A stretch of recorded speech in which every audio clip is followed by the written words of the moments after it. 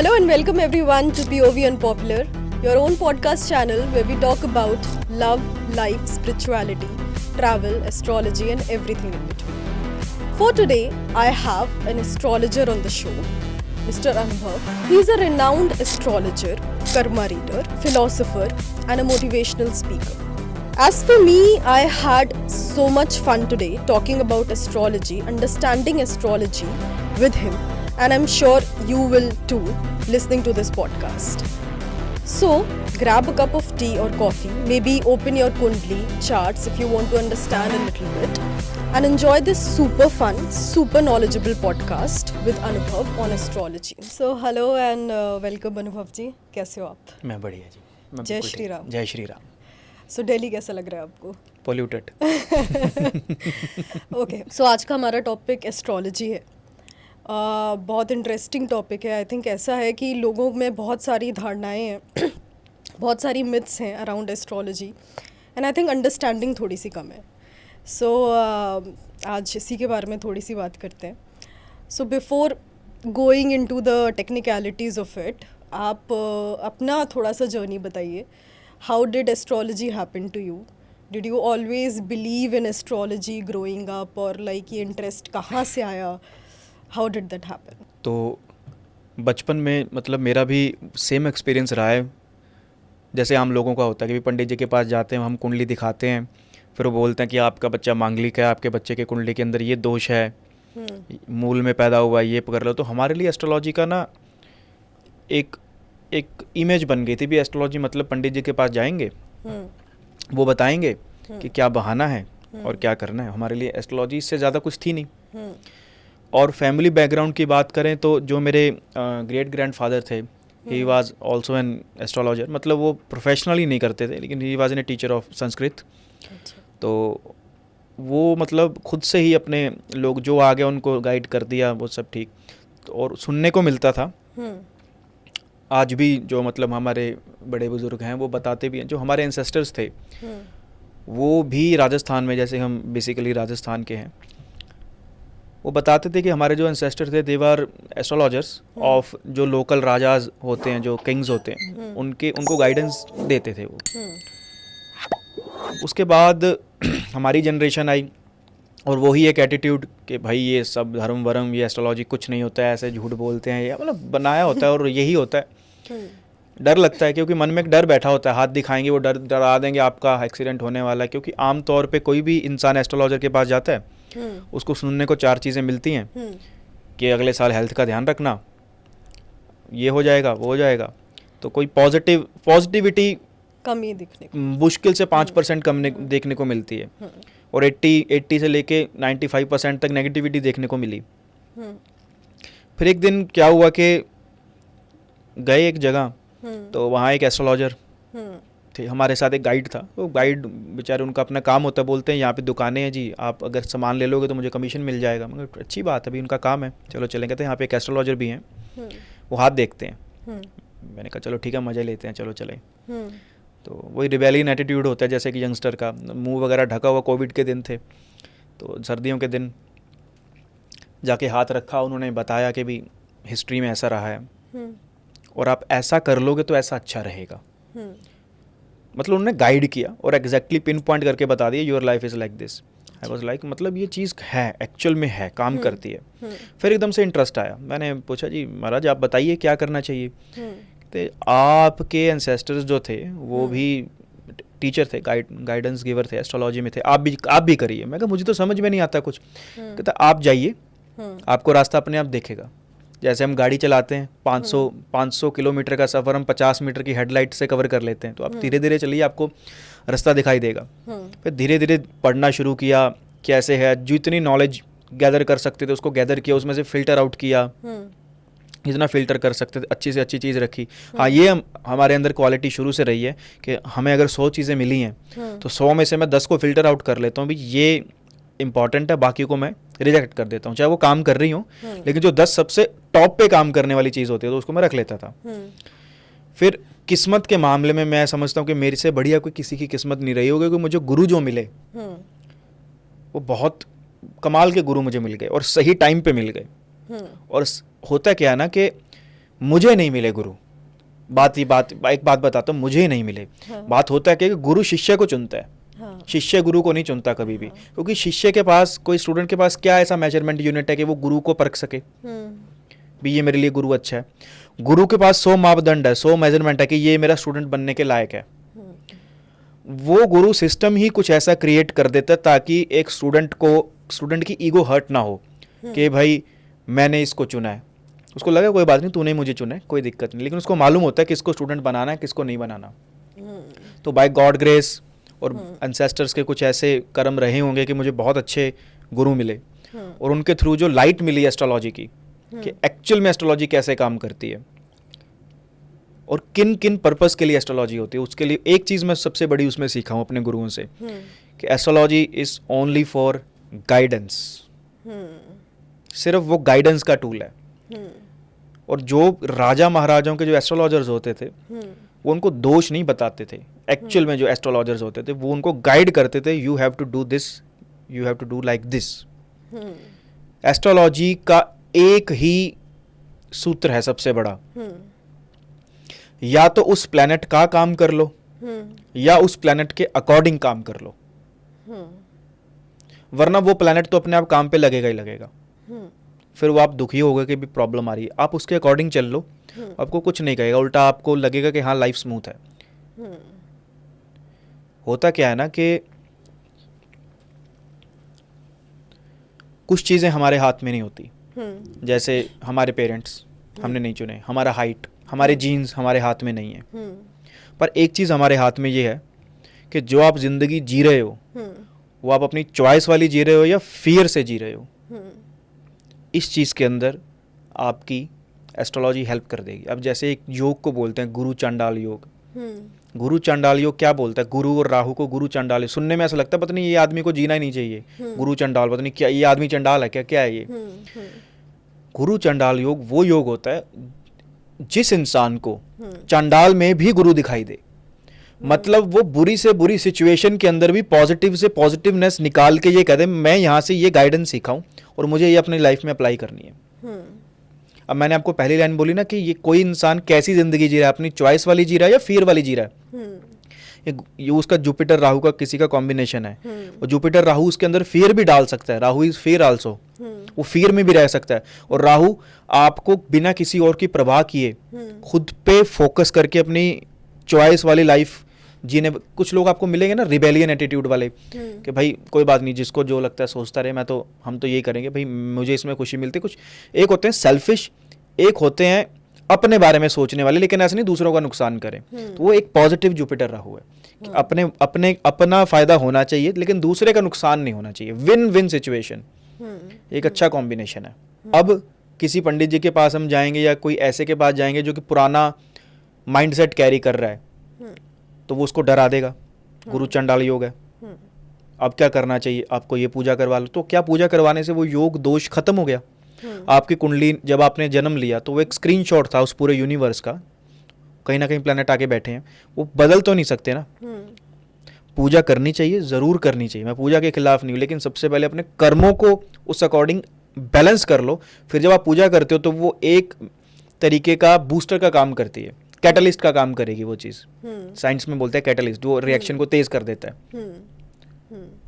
तो आप जब इंटेंट से किसी कर्मा मतलब वैसे कोई कर्म मतलब अपने एक्शंस में बदलाव लाते हो, अपने माइंडसेट में बदलाव लाते हो, तो वो कॉम्बिनेशन आपके लिए फेवर में काम करना शुरू कर देता है। सो जो आप चार्ट हमारा है, हमारा स्क्रीनशॉट जन्म के टाइम पे ही डिफाइंड है, तो इसका मतलब कि हमारे जन्म के पहले सब कुछ डिफाइंड है लाइफ में। बहुत बहुत सही है। क्या सब कुछ पहले से लिखा हुआ है? हाँ। या हम लिखते हैं? हाँ। यहाँ पे एस्ट्रोलॉजर दो भागों में टूट जाते हैं। हाँ। एक कहते हैं कि सब कुछ पहले से ही सब कुछ तय है। हाँ। और कुछ कहते हैं नहीं, सब कुछ हम लिखते हैं। हाँ। हम सदगुरु जी बहुत अच्छी बात कर रहे हैं, इसी टॉपिक पे मैं आता हूँ। इसी पे वो क्या कहते हैं, कोई कहता है भगवान है, कोई कहता है भगवान नहीं है, एक आस्तिक है एक नास्तिक है। दोनों ही किसी ऐसी चीज के बारे में बात करते हैं जिसके बारे में वो जानते नहीं है। भगवान के बारे में वो जानते नहीं है, वो भी उनका एक उन्हें मानना है, जानना नहीं है, वो मानना है। मैं मानता हूं कि जापान नाम का एक कंट्री है, मैं मानता हूँ कनाडा नाम का एक कंट्री है, मैं मानता हूँ कि हिमाचल नाम का एक प्रदेश है, उसकी राजधानी शिमला है। क्या मैं जान रहा हूँ या मान रहा हूँ? अभी जब तक मैं गया नहीं तब तक मैं मान रहा हूँ। हाँ। मैंने लोगों से सुना है, हाँ। और अगर मुझे कुछ ज़्यादा ही चूला तो जाके देख भी आऊँ। हाँ। तो जब तक हम खुद किसी चीज़ को एक्सपीरियंस नहीं करते, हाँ। तब तक हम कुछ भी ये कह देना कि ये ही है। मैं कहता हूँ भगवान के 8 हाथ हैं। कोई कहते नहीं भगवान के 8 हाथ नहीं है, भगवान सर्कुलर है। कोई कह देगा भगवान सर्कुलर, भगवान निराकार है। तो सबके अपने अपने एक्सपीरियंसेस रहे हैं। एस्ट्रोलॉजी के अंदर भी सबसे अच्छी चीज़ ये है कि जो किसी एस्ट्रोलॉजर का, गाइडेंस गिवर का अपना एक्सपीरियंस होता है ना, वो वहाँ से सीख के सामने वाले को गाइड करता है। और अगर उसने साफ इंटेंट से सामने वाले को गाइड कर दिया, फिर चाहे उसने गलत ही सीखा हो, यहाँ पे उसको नहीं मालूम, पर उसका इंटेंट साफ था, सामने वाले को अच्छे रिजल्ट आ जाएंगे। क्योंकि इन द एंड मैंने ज़िंदगी में नॉट इवन एस्ट्रोलॉजी को मिला के भी अपने गुरुओं से, अपनी लाइफ एक्सपीरियंस से एक चीज़ सबसे बड़ी सीखी है जो मैं सबके साथ शेयर करना चाहता हूँ। सब कुछ एक तरफ लाइफ का, और नियत एक तरफ, इंटेंट एक तरफ। क्योंकि in the end intent he count होता है, इंटेंट ही वहाँ रिकॉर्ड होता है। ये तो भगवान कृष्ण भी भगवत गीता में कह रहे हैं कि मतलब मुझे सोना चांदी वो नहीं चाहिए, लेकिन एक साफ भाव से दिया गया एक घास का तिनका भी मैं एक्सेप्ट कर लूंगा। साफ भाव किसकी बात कर रहे हैं? वो इंटेंट की बात कर रहे हैं, वो नियत की बात कर रहे हैं। वो जब शबरी ने झूठे बेर खिला दिए, तो शबरी ने झूठे बेर खिला दिए। वो क्या बोला कि ठीक वैसे ही महाभारत में भी ये किस्सा आता है कि भगवान श्री कृष्ण गए किसके, विदुर के घर। विदुर वहाँ नहीं थे, उनकी पत्नी थी। वो उनको देख के इतना एक्साइट हो गई कि भगवान मतलब इस समय के सबसे बड़े जो महापुरुष हैं, भगवान का जो अवतार है, वो हमारे घर आए हैं। वो पागल होगी भी, क्या कर रही हूँ, उसको खुद को वो नहीं है। अब वहाँ उसका दिमाग काम नहीं करेगा, वहाँ इंटेंट काम करेगा, नियत। वो केले ला रही है, केले छील रही है, उनको देख रही है, केला फेंक रही है, वो छिल के उनको खिला रही है एक साफ भाव से। और वो भगवान खा भी रहे हैं, क्योंकि वो केले का छिलका नहीं खा रहे हैं, वो भाव ग्रहण कर रहे हैं। वो विदुर भागे भागे, जब उनको पता चला घर आए हैं, वो भागे भागे, उन्होंने देखा ये क्या हो रहा है। उनको पत्नी को डांटे, भाई क्या कर रही है। उसको एकदम से होश आया, मैं क्या कर रही हूँ। ने माफी मांगी, कहते नहीं, वो भाव दे रही है। ठीक ऐसे ही अब का एक सिलसिला है, एक वो अच्छा एग्जाम्पल है, श्री गुरु हरु गोबिंद सिंह जी। वो अपने घोड़े पे जा रहे थे, तो साथ में उनका जो घोड़ा का साथ में होता है, जो कोई चलाने वाले या साथ में कोई इंसान होगा, वो किसी गांव से गुजर रहे होंगे। एक लेडी आई, वो एक्साइट हो गई गुरुजी को देख के, भी गुरुजी हमारे घर आए हैं या वहाँ से गुजर रहे हैं। उन्होंने बोलना कुछ था, बोल वो कुछ गई, मैं पतित तू पतित पावन, मतलब उल्टा बोल गई। उन्होंने सुना होगा कहीं पतित पावन सीताराम या कुछ एनीथिंग, कुछ सुना तो होगा। वो एक्साइटमेंट में उल्टा बोल रही है कुछ। तो वो जो घोड़ा चालक था वो बोला, कहते क्या बोल रही हो, गुरुजी हैं। वो गुरुजी उतरे, उन्होंने उस लेडी के पैर छुए और कहा आप बिल्कुल ठीक कह रहे हो। घोड़ा चालक पूछ रहा क्या बात होगी, कहते नहीं, भाव देख, एक्शन मत देख। कभी कभी हमें ऐसा लगता है ये इंसान ना हमारे साथ रूड बिहेव कर रहा है, पर बाद में हमें पता चलता है कि वो इंसान हमारा अच्छा ही चाह रहा था। अगर हम वो काम कर लेते तो गलत हो जाता। मैं बहुत छोटा था तब एक शिवरात्रि की ना झांकियाँ निकलती है ना, छोटे से हम तो शहर से आते हैं, तो वहाँ झांकियाँ निकल रही थी, तो प्रसाद बांट रहे थे। वो एक बड़े लोगों के लिए प्रसाद था, एक छोटे मतलब जो सबके लिए था। तो मैं गलती से बड़े लोगों वाली लाइन में लग गया। अब प्रसाद अलग अलग क्यों मैं बताता हूँ। मैं मांग रहा हूँ, वो मुझे गिलास में दे नहीं रहा। एक अरे दे दे दे दे दे दे दे दे, कहता नहीं इसको नहीं देना। जब वो बोला इसको नहीं देना, मुझे गुस्सा आ गया, ये मुझे कैसे रोक रहा है। और जो बोल रहा है दे दे दे दे दे दे, बोले ये अच्छा आदमी है। बाद में मुझे रियलाइज हुआ जब बड़े, वो भांग थी और वो स्ट्रांग वाली भांग थी। वो शरारत कर रहा था, बच्चे को दे दे, और एक वो मेरे लिए रोक रहा था, वो रूड बिहेव कर रहा था, लेकिन मेरा अच्छा चाह रहा था। तो in the end intent matter करता है कि क्या हो रहा है। आपने कहा कि भाग्य क्या पहले से तय है, या हम लिखते हैं। आपका किया गया कोई भी कर्म, ये मैं नहीं कह रहा हूँ, ये हमारे गुरुदेव के शब्द हैं, और ये बहुत ब्रह्मास्त्र है चीज़ ये। आपके द्वारा किया गया कोई भी कर्म आपके आने वाली जनरेशन के कर्म, उसका भाग्य, उसका ब्लूप्रिंट वो लिखता है। मीन्स के अगर मेरे एंसेस्टर्स कोई के कर्म में लीन है, तो उनके अंदर, बॉडी के अंदर वो बदलाव आएंगे, जीन्स वो वैसे बन जाएंगे। मैं उन्हीं के तो जीन्स में से आया हूँ, तो वो कहीं ना कहीं तो डोमिनेट होगा किसी ना किसी टाइम पे जाके। वो टाइम कब आएगा वो दशा बता देगी। साइंस में क्या बोलते हैं कि भी इस उम्र में जाके इसका जीन डोमिनेट हो जाएगा। एस्ट्रोलॉजी में क्या बोलते हैं, ये चंद्रमा की दशा आएगी, इस दशा में ये होगा। शब्दावली अलग है, कॉन्टेक्स्ट सेम है। तो क्या पहले से सब कुछ लिखा है? पहले से बहुत कुछ लिखा है, सब कुछ नहीं लिखा। मैंने आपको एग्जांपल दी कि हमने यहाँ से, घर से यहाँ स्टूडियो तक आना था, गूगल मैप लगाया, गूगल मैप ने 3 रास्ते दिखाए। एक कह रहा है ये शॉर्ट है लेकिन टोल टैक्स है, एक कहता है लॉन्ग है फ्री है लेकिन जाम लगता है और टूटी सड़क है, तीसरा कहता है टाइम भी बचेगा लेकिन थोड़ा सा एफर्ट करने पड़ेंगे, मेट्रो में चले जाओ। अब डिपेंड आप पे करता है कि आप तीनों में से कौन सा रास्ता लेते हो। ये आपकी फ्री विल है, डेस्टिनी वही है, फेट वही है, रास्ता आप डिसाइड करते हो। उस हिसाब से जर्नी थोड़ी सी डिफरेंट हो। जर्नी का कंफर्ट या किस तरीके से आप कर रहे हो। आपको मालूम चला आप यहाँ से जा रहे हो, अगले चौक पे गड्ढा है, तो आपके पास 2 ऑप्शंस हैं। आप अवेयर हो गए ये गड्ढा, एक तो आप अवेयर नहीं हो, एक आप एस्ट्रोलॉजी के थ्रू अवेयर हो गए कि आगे जाके गड्ढा मिल सकता है। तो हम ना गाड़ी थोड़ी स्लो कर लें, लेफ्ट से गुजार लें, और गाड़ी के शॉकर जो है ना हमारे वो अच्छे हैं तो निकाल लेंगे, खराब है तो उस मुताबिक चलाएं। फ्री विल हमारी है, फेट ऊपर से आता है, हमारे हाथ में नहीं है। पर जो हम फ्री विल से रास्ता लेते हैं वो हमारी डेस्टिनी आने वाली को शेप कर देगा। क्योंकि जहां आप अभी हम हैं, क्योंकि हमने जो पीछे रास्ता लिया था उसके कारण हम यहाँ हम हैं। अब आने वाले रास्ता का जो हम डिसीजन लेंगे वो आने वाला फेट डिसाइड कर देगा। सो बेसिकली सब कुछ मतलब मेरे भी जो डिसीजंस थे प्लस मेरी जो एंसेस्टर्स के भी डिसीजंस थे, उन सब का रिजल्ट आज ये है, कह सकते हो। और जो अब मैं आगे लेती जा रही हूँ वो आगे आगे डिफाइन होगा, बट अभी तक का जो भी है वो एंसेस्टर्स प्लस मेरा पूरा जो अब कुछ लोग कहते हैं कि भाई दादा नानी के कर्म बच्चे क्यों भुगते हैं। हाँ, क्वेश्चन है, अच्छा क्वेश्चन है, बुरा क्वेश्चन नहीं है। बहुत लोग पूछते हैं, ये डाउट है उनको। हाँ, अगर वो जानना चाहते तो मैं बताता हूँ। आप उनके ही वंश हो, आपको उनसे खून मिला है, मतलब आपके अंदर जो ब्लड फ्लो कर रहा है वो उन्हीं से आया, उनके जीन्स आए, उनका डीएनए आया, उनकी हैबिट्स आई हैं। प्रॉपर्टी होगी तो वो भी आएगी, एंसेस्ट्रल प्रॉपर्टी अभी 10 एकड़ है तो वो भी आएगी। तो कर्मों का फल क्यों नहीं आएगा? अगर उन पे कोई लोन है तो कौन उतारता है? बच्चे उतारते हैं ना, माँ बाप का लोन। तो वो भी तो लोन ही तो है, चाहे वो कर्मों का हो चाहे वो बैंक का हो। और अगर क्रेडिट में है पैसे तो वो भी वही इंजॉय करेंगे, चाहे वो किसी से लेने हो चाहे वो कर्मों का हो। कभी कभी ना हमारे साथ कोई ऐसी दुर्घटना हो जाती है तो हमें लगता है यार भगवान ने बचा लिया, पता नहीं कहीं कहीं का ना कर्म काम आ गया, कहीं का दिया हुआ काम आ गया। और ज़रूरी नहीं है सिर्फ ये आपका हो, आपके एंसेस्टर का भी हो सकता है। आपके एंसेस्टर के इंटेंट पे उन्होंने जो काम किए, जैसा उनका इंटेंट रहा है, उसके थ्रू जो आगे रिजल्ट आए वो आपको आए हैं। आते हैं, बिल्कुल आते हैं। आपके द्वारा किया छोटे से छोटा कर्म भी यूनिवर्स के बड़े से बड़े मैकेनिज्म में बदलाव लाने की कैपेसिटी रखता है। इसको बोलते हैं डोमिनो इफेक्ट, कि वो एक चेन रिएक्शन बन जाती है। किस इंटेंट से, आप किस नियत से वो काम को शुरू कर रहे हो।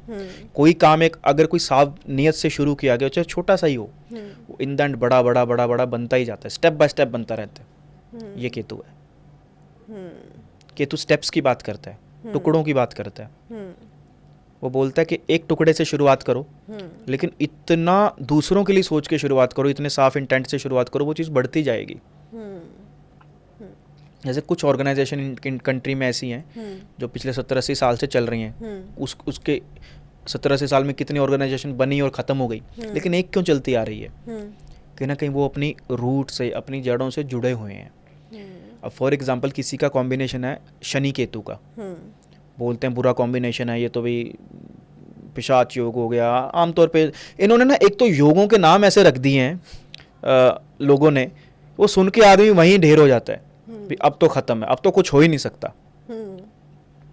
और बहुत डीमोटिवेट हो जाता है। कोई भी एस्ट्रोलॉजर, कोई भी पंडित जी आपको कोई ऐसी प्रेडिक्शन दे रहा है जिससे आप एनकरेज नहीं हो रहे हो, आप डीमोटिवेट हो रहे हो, उस प्रेडिक्शन पे कभी भरोसा मत करो। उठ के चले जाओ। मेरी जो 60 साल की जिंदगी होगी उसमें मैं क्या करूंगा, कब करूंगा, कैसे करूंगा, ये कोई मौलाना या पंडित जी डिसाइड नहीं करेंगे। भगवान ने मुझे भेज दिया है, उन्होंने ये एक कुंडली थमा दी है हाथ में, भाई ये तेरा ब्लूप्रिंट है, ये तेरा गूगल मैप है, इसके अकॉर्डिंग चल, ये तुझे मैंने गाड़ी दे दी। अब मेरे पास एक गाड़ी है, फॉर एग्जांपल मेरे पास स्विफ्ट है, गाड़ी है, आपके पास फॉर्च्यूनर है। अब मैं आपको बोलूं चलो कहीं जाना है, कहाँ जाना है, चंडीगढ़ जाना है, कौन पहले पहुंचेगा? किस चीज पे डिपेंड करता है? गाड़ी पे डिपेंड करता है या चलाने वाले पे डिपेंड करता है? चलाने वाले पे डिपेंड करता है ना। तो कोई भी कुंडली ऐसा नहीं है कि भाई ये कुंडली गलत है, ये कुंडली अच्छी है। मैं आपको अच्छी से अच्छे चार्ट वाले भी कुछ ना करते हुए दिखा सकता हूँ, और हार्ड से हार्ड कॉम्बिनेशन जिनको बोलते हैं भी ये आदमी की कुंडली में बहुत स्ट्रगल रहा होगा, वो आदमी बहुत प्रॉस्पर कर रहा है, क्योंकि वो स्ट्रगल कर रहा है इसीलिए प्रॉस्पर कर रहा है। क्योंकि जितनी कुंडली वो होगी ना कंफर्ट वाली, वो आदमी ग्रो नहीं कर पाएगा। कंफर्ट में रह रहा है वो कहाँ ग्रो करेगा? वो कहेगा मुझे सब कुछ मिल रहा है। अब जैसे शनि केतु की बात हो रही है, केतु बात करता है उस चीज़ की जहाँ से आपने शुरुआत की हो, आपकी जड़ों की। कल मैं एक वीडियो बहुत अच्छी देख रहा था, एक बुजुर्ग थे, वो कनाडा जा रहे हैं, अपने उनके बेटे ने बुलाया उनको, क्योंकि उनका बेटा वहाँ सेटल होगा। तो वो जाने से पहले ना उनका जो ट्रैक्टर था, किसान थे वो, किसान फैमिली थी, ट्रैक्टर को माथा टेक के जा रहा है वो आदमी, ट्रैक्टर को, कि भाई तूने यहाँ तक हमें, भाई तेरे थ्रू हमने खेती की, उस खेती से कोई रिजल्ट आया, हमारी फैमिली प्रॉस्पर कर रही है। उसकी उस आदमी की कुंडली के अंदर सैटर्न केतु का कॉम्बिनेशन हुआ, और अगर वो ये एक्टिविटी कर रहा है, ग्राउंड टू अर्थ और ग्रेटिट्यूड रख रहा है कि मैं यहाँ से शुरू किया और तेरे कारण आया हूँ, उस निर्जीव मशीन को बोल रहा है, उस इंसान का केतु इतना स्ट्रांग है, उसकी जड़ें इतनी स्ट्रांग है, आप उसको हिला ही नहीं सकते। दिक्कत ये है कि आज की जो जनरेशन है, इसको जेनजी बोलते हैं, क्या बोलते हैं? जेनजी बोलते हैं, कुछ और बोलते हैं। हाँ, मतलब मिलेनियल क्या बोलते हैं? हम मिलेनियल हम हैं, मतलब 90s 80s वाले ना, उसके बाद जेनजी आ गई। जेनजी का ना क्या है, जेनजी में ना एक चीज प्रॉब्लम है, में ग्रेटिट्यूड नहीं है, और इनकी रूट्स बहुत शैलो हैं। ये पाम ट्री की तरह है, पाम ट्री लगे होते हैं ना, सुंदर सुंदर पाम ट्री, बात बहुत सुंदर लगते हैं भाई। जेनजी हैं, बड़े इंटेलिजेंट है, बहुत अच्छे बच्चे हैं, है ना, बहुत स्मार्ट है, पाम ट्री बड़ा सुंदर है। उसकी रूट होती है ना, शैलो होती है, एक तूफान आता है, उखड़ के दूर जाता है, नया लगाना पड़ता है, या उसको दोबारा फिर से लगाना पड़ता है। और जो पुराने लोग हैं, 90s का बर्थ है इनका, 80s का बर्थ है, उनके रूट्स बहुत स्ट्रॉन्ग है, बड़ी से बड़ी प्रॉब्लम को ना वो टैकल कर सकते हैं लाइफ में, स्ट्रेस को भी। ये जनरेशन नहीं कर सकती।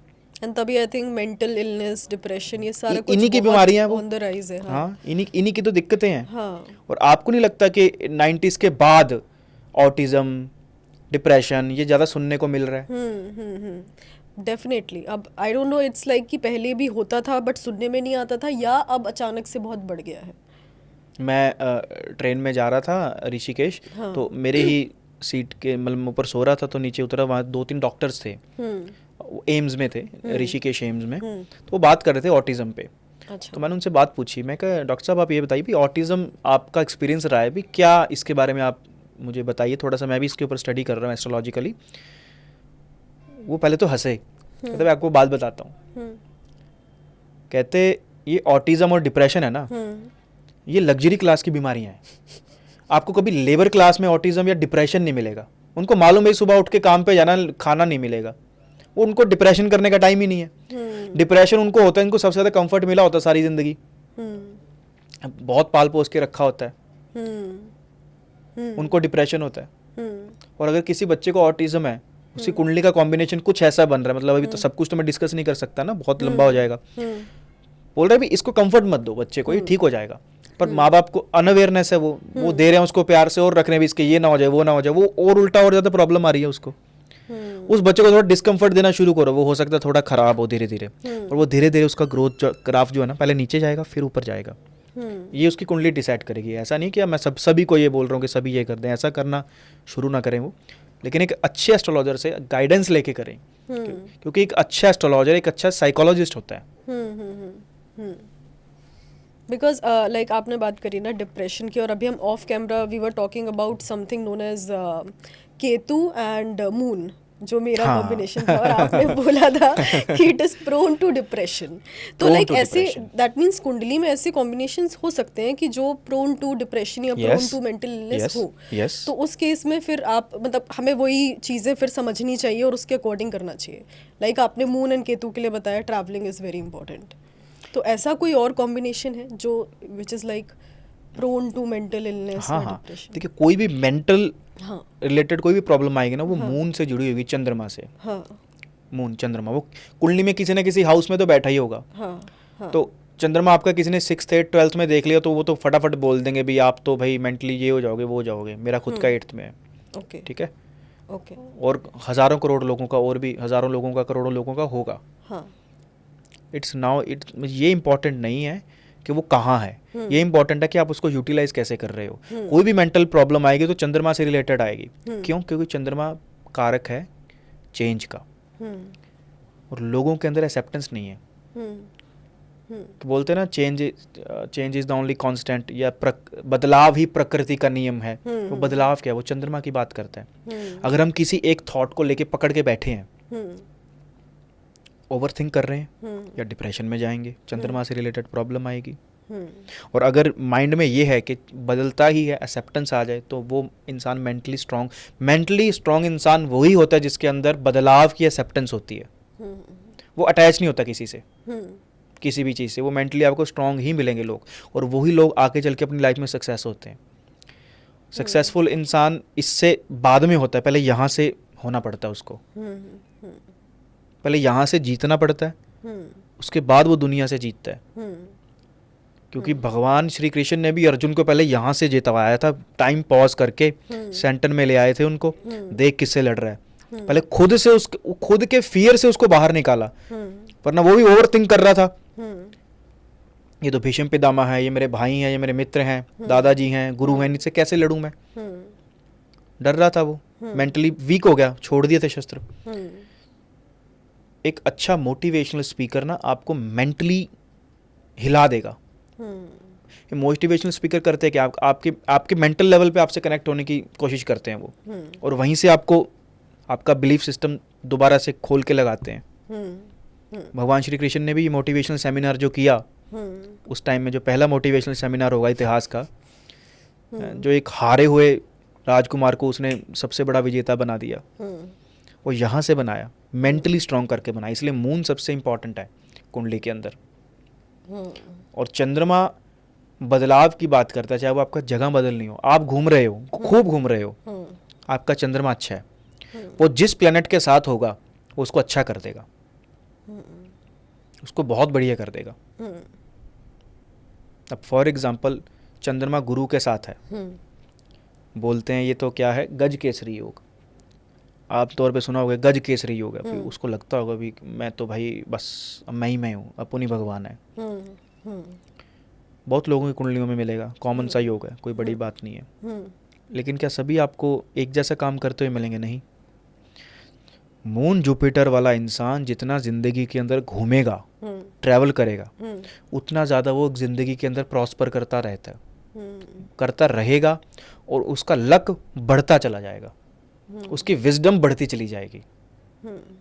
मतलब मून जुपिटर वाला इंसान अगर जिंदगी में बहुत घूम रहा है, उसको सही और गलत के बीच में समझ आना शुरू हो जाएगा। दुनिया उसको देखनी चाहिए। आई थिंक हाँ, मून इन जनरल भी चेंज है, तो चेंज के लिए करते चेंज रहो। मतलब मून जुपिटर है, चेंज करोगे तो क्या होगा? जुपिटर आपकी विजडम है, जुपिटर आपका लक है, तो वो बढ़ जाएगा, मतलब वो पॉजिटिवली बढ़ गया।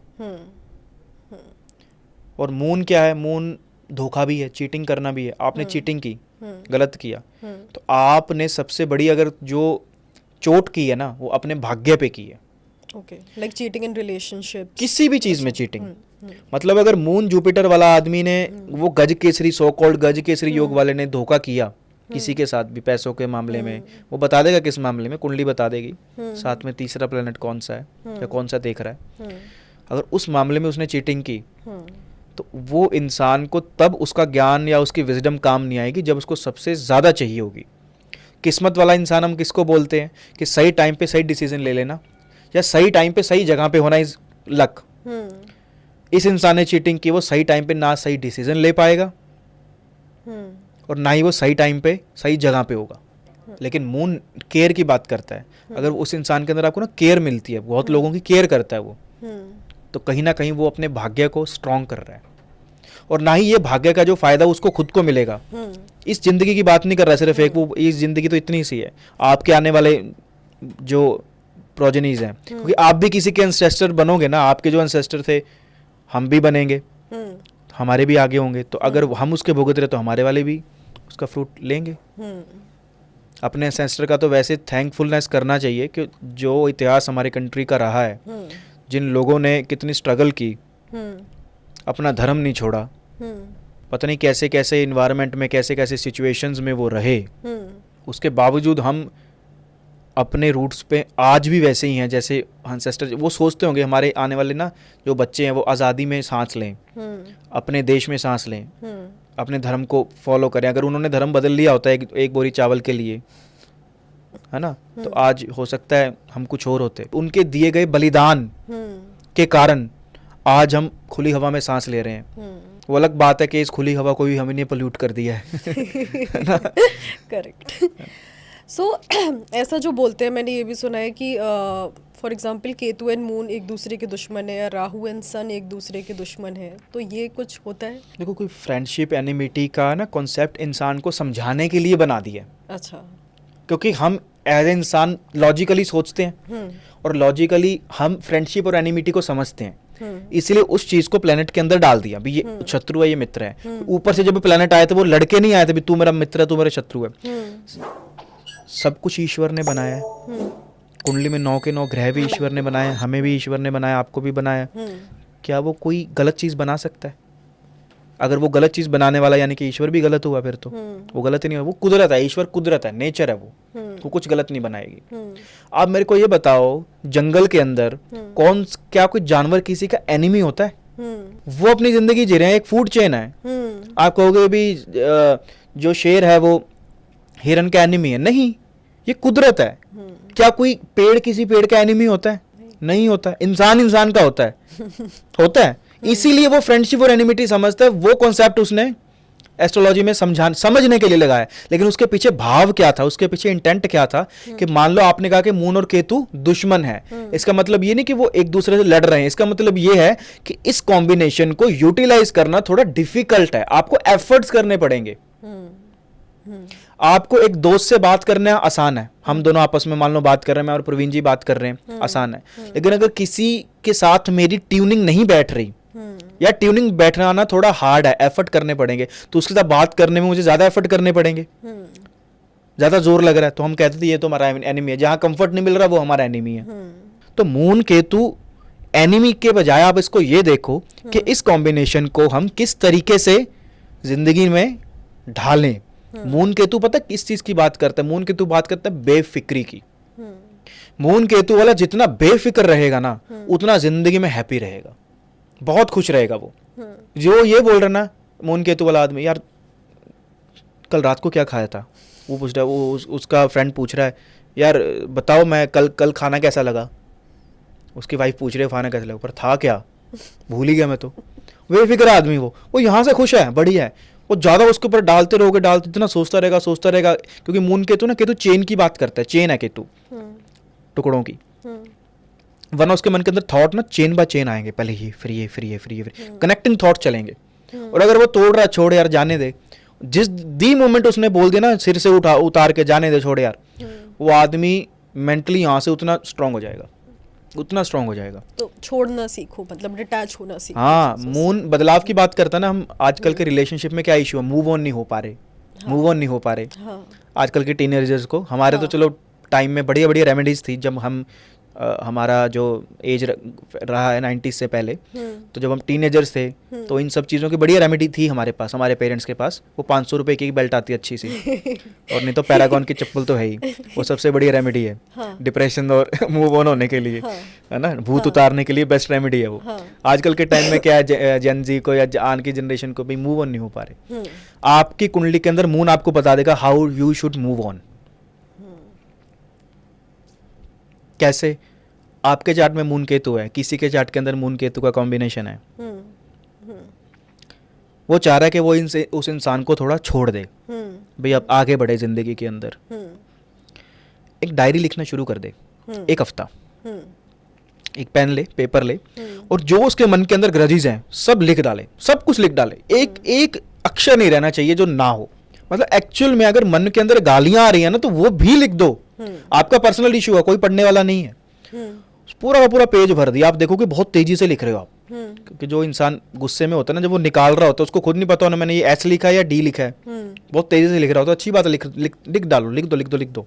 मून के तू ये बोल रहा है, इसको बोलते हैं कैथारसिस करना। साइकोलॉजी से मतलब किसी के पास आप जाओगे तो आपसे कैथारसिस करवाते हैं, उल्टी करना, बाहर निकालना, क्योंकि वो पकड़ के बैठा उस चीज को। लिख दे सब कुछ लिख के, दी मोमेंट जब वो एंड होने वाला हो फिर मन में थॉट आए फिर उसको फिर लिख दे। वो 1 हफ्ता तक ये काम कर ले, और लास्ट में हर लाइन के हर पेज के एंड में जब वो लिखना बंद करे ही लिख दे कि मैं उसको माफ कर रहा हूँ, कि तू माफ करना है, छोड़ना है, मैं नहीं देखूंगा, भगवान को जैसा ठीक लगेगा वो कर देगा, सच में मैं उसको माफ़ कर रहा हूँ, अभी के लिए मैं बंद कर रहा हूँ। डायरी बंद की या पेज बंद किया, कर दिया, हो गया पूरा, पेज फाड़ा, बाद में सब जला दिया। एक्चुअल में रिलीफ मिलता है इससे, एक्चुअल में यहाँ से करके देख लेना। और अगर मून राहु है, आपने सुना राहु केतु क्या होते हैं, ये राहु केतु ही प्लैनेट हमारी ज़िंदगी को बेटर बनाते हैं। कैसे? और नॉर्मली लोगों का होता है कि डर, राहु केतु से ही हमें सबसे ज़्यादा डर लगता है, क्योंकि इन्होंने डरा रखा है। आप मानोगे नहीं, अभी भी मैं जब पॉडकास्ट में आ रही थी एंड जिसको पता था कि अच्छा एस्ट्रोलॉजी पे पॉडकास्ट है, सो दे वर लाइक यार प्लीज राहु केतु के लिए कुछ पूछ लेना क्या करना है, बिकॉज पीपल आर लाइक कि इनसे सबसे ज़्यादा डर लगता है, क्या करना है इनके लिए, क्योंकि ये नाम से ना बहुत ज़्यादा डराया गया है। हाँ, क्योंकि मैं किसी से बात कर रहा था, क्योंकि जब मुझे इंट्यूशन चाहिए होती है ना, मैं एक पर्सन है उससे बात करता हूँ, तो उसने कहा कि जो फियर है ना वो आपके सबकॉन्शियस माइंड का सबसे पावरफुल इमोशन है। मून राहु वाला फियरफुल बहुत रहता है, क्योंकि सबकॉन्शियस माइंड में उसके अंदर जो सबसे बड़ा इमोशन छुपा है ना वो फियर फैक्टर बैठा है, और आम लोगों में भी फियर फैक्टर बिठाया जाता है। आप डरा के किसी से कुछ भी करवा सकते हो, डरा के कुछ भी करवा लो किसी से। आप गए, नॉट ऑन एस्ट्रोलॉजर, डॉक्टर्स के भी आजकल यही चल रहा है, नॉट एट ऑल, 80% चल रहा है। बहुत से आपको डॉक्टर्स ऐसे मिलेंगे जो फ्री में लोगों के लिए कर रहे हैं, मतलब कमाल है, सल्यूट है ऐसे डॉक्टर्स को, तो इतना बढ़िया कर रहे हैं। लेकिन डॉक्टर्स को बदनाम करने वाले भी इनकी कम्युनिटी में से हैं। वो जाते हैं, ये टेस्ट वो टेस्ट करवा लिया, टारगेट्स मिलते हैं उनको, भी इतना पैसा आपको ला के देना है प्राइवेट हॉस्पिटल्स में, डरा के कुछ मर्जी करवा लो लोगों से। देख लो जी आप तो, फिर हमने तो बता दिया जी, रिपोर्ट आ गई है, बाद में हमें मत कहना, प्रॉब्लम बड़ी हो जाएगी। जब उसने वर्ड ये बोल दी ना, प्रॉब्लम बड़ी हो जाएगी, गया आदमी। देख लो जी, राहु आपके इस हाउस में है, ये कर लो, पूजा कर लो, 50,000 रुपये लगेंगे, वरना हमें मत कहना कि बाद में आपको दिक्कत आ गई। अरे यार, बाद में 5 लाख ना चले जाएं, करवा देते हैं। लेकिन अगर कोई अच्छा एस्ट्रोलॉजर हो, वो आपको ये कहे कि आपका मून राहु का कॉम्बिनेशन है, सबसे पहले तो तू आराम से बैठ, और तू ये सोच के तेरी गलतियां कहाँ थी भी, रिलेशनशिप के अंदर तुझे कहाँ तूने गलती की, क्या वो ऐसे हिंट्स हैं जो तू समझ नहीं पाया। क्योंकि राहु ना सोचने की बात करता है। लोग परेशानी रहते तब है जब ये 2 प्लैनेट्स ना आपकी ज़िंदगी डिसाइड करते हैं कहाँ आपको सोचना और कहाँ आपको सोचना नहीं है। और आदमी उल्टा कर रहा होता है, जहाँ नहीं सोचना होता वहाँ दिमाग लगा रहा होता है, और जहाँ दिल से काम लेना होता है वहाँ मतलब बहुत सोच रहा होता है, और जहाँ छोड़ना होता है वहाँ दिमाग लगा रहा होता है, उल्टा कर रहा होता है। जहाँ चीज़ें छोड़नी है वहाँ पकड़ रहा है, जहाँ पकड़नी है वहाँ छोड़ रहा है, वहाँ बेफिक्र हो रहा है। तो पहले उसको बोलो कि आराम से बैठ, सोच, क्या ऐसे हिंट्स थी जो मैंने नहीं पकड़ी, कहाँ मैं पागल था जो सोचा नहीं। सबसे पहला काम तो ये करे।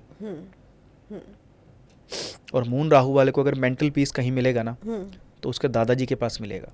अपने दादाजी के पास बैठ के बोले, अपने सारे एक्सप्रेशन उसको बता दे कि मैं, देखो जी मैं दिक्कत में हूँ, कोई भी, नॉट ओनली मूव ऑन, कुछ भी हो, उसके पास जाके। क्योंकि मून राहु पता कैसी बात करता है, मून राहु उसके ना इमोशंस आपको इंसान के दिखेंगे। कुछ होते हैं, कुछ लोग इमोशंस दबा के रखते हैं, मून केतु वाले होते हैं, आप बता नहीं सकते कि इस इंसान के अंदर कैसा इमोशन चल रहा है। और मून राहु वाला थोड़ी सी देर में रो भी देगा, मून केतु वाला नहीं रोएगा। वो अंदर अगर वो रो पड़ा ना अंदर से आपके लिए, वो दिखा नहीं रहा, तो आपका अगर किसी ने दिल दुखाया है मून केतु वाले का, तो सामने वाले का जो बदला होगा ना वो कुदरत लेगी। सीरियसली बहुत टाइम के बाद कुदरत लेगी। बिकॉज आई फील, जैसे मैं भी कनेक्ट कर पा रही हूँ, हम जस्ट मुंह पे स्माइल करके निकल जाते हैं। हाँ, आपने कुछ भी किया हो, चाहे वो कितना भी लगा हो, मुंह पे स्माइल करके निकल इमोशन अपना जाएंगे। एक्सप्रेस नहीं करते एग्जैक्ट था के हाँ, अंदर से। लेकिन अंदर ही अंदर से चाहे जितनी भी कहना चाहिए बैंड भी बज रही हो, बट मुंह पे स्माइल करके निकल और मैं आपको ये इतना मून केतु इतना पावरफुल कॉम्बिनेशन है ना, हाँ। ये सामने वाले को भी जड़ों से उखाड़ सकता है, आपको भी जड़ों से उखाड़ सकता है। कैसे? सामने वाले ने आपका दिल दुखा दिया, हाँ, आप सच में स्माइल करके चले गए और माफ कर दिया उसको, हाँ, वो जिस बंधन में वो फंस गया ना, अब उसको, अब वो जितना मर्जी जोर लगा ले, अब कुदरत ही उसको देखेगी, और तब देखेगी जब उसको सबसे ज़्यादा ज़रूरत होगी। फिर वो कहेगा यार मैंने तो किसी का बुरा किया नहीं। कुदरत ऐसे नहीं करती कुछ भी। Every action has an equal and opposite reaction. Newton का थर्ड लॉ है, वो हर चीज़ पे अप्लाई होता है। फिजिक्स का लॉ नहीं है सिर्फ, ये स्पिरिचुअलिटी का भी लॉ है, ये कर्मा का भी लॉ है, ये कुदरत का भी लॉ है। पेड़ जो होता है, जो घास होती है, अपने आप बढ़ती है, कोई खींचता नहीं है उसको ऊपर से, कुदरत के लॉज उसमें चलते हैं। आप जितना मर्जी मोटिवेट कर लो उसको, वो अपनी वे से ही बढ़ेगा घास। एक चीज़ थी जो आप रेमेडीज़ की हम कुछ बात कर रहे थे, तो लाइक बहुत बार ऐसा होता है कि ये ख़राब है तो ये अंगूठी पहन लो, या ये ख़राब है तो ये कर लो, उससे कुछ फ़र्क पड़ता है सही में? मैंने खुद पहनी है। मैं आपको चलो इसके बारे में बताता हूँ, मैंने क्यों पहनी है और इसके पीछे साइंस है, साइंस है, काम करती है। कैसे काम करती है वो भी बता देता हूँ, कितना काम करते हैं वो भी बताता हूँ। पहले आपको रेमेडीज़ की बात बताता हूँ। अगर आपको कोई ऐसा आदमी मिल रहा है जो अकल्ट में है, जो ज्योतिष में है, और बहुत ज़्यादा रेमेडीज़ करता रहता है ना, जो रेमेडीज़ के भरोसे है, रेमेडीज़ कर ले, ये सबसे फियरफुल लोग होते हैं, सबसे ज़्यादा डरपोक लोग होते हैं, क्योंकि वो कर्मों की बात नहीं करते हैं, वो सब कुछ शॉर्टकट की बात करते हैं। क्या ऐसा मैं बांध के बहा दूँ कि मेरे कर्म कट जाएं?